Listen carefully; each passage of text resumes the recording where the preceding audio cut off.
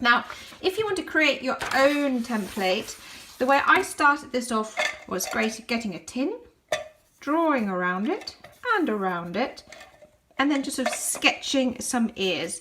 To get these sort of details, you can draw the outline of this ear and then just cut inside that outline a circle, circles for the eyes. And again, this is just sketching, but you'll need one long thin bit at one end with a hole punch as far as the hole punch will go, and a little marker for your thread.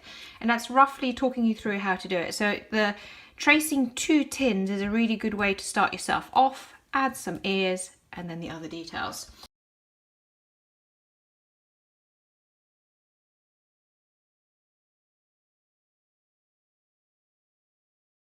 Make sure you make a little mark for both your hole punch and your hole, so you know where they go. And the same on that one. There we go. Use your hole punch.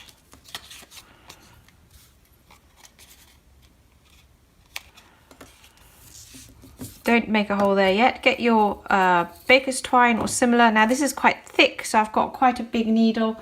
Might be a bit tricky, or you might need to get a little bit of help with this bit. Tie a knot. Oh, you also need to draw. So you need a hole here and a hole here.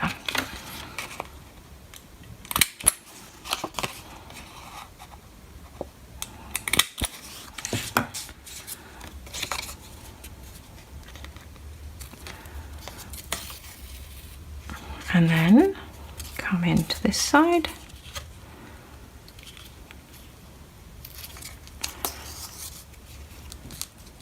Now before you put the brads in, turn it round and have a look.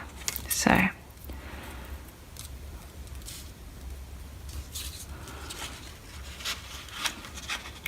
now when you put the brads in, don't do them too tight. You want the wing to be loose, otherwise it won't move. If you do this really tightly, it won't move. Now I haven't knotted this off yet, as you can see. That's because we need to measure where to put it.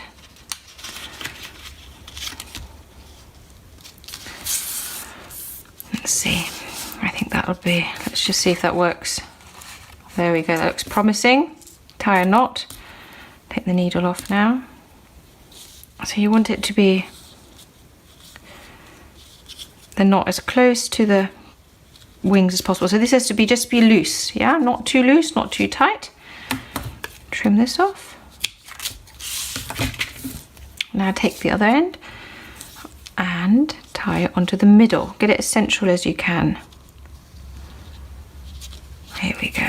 And now, let's have a look. We'll have it upright in a minute. Yay, look at that. Isn't that adorable? You have the cutest little Halloween bat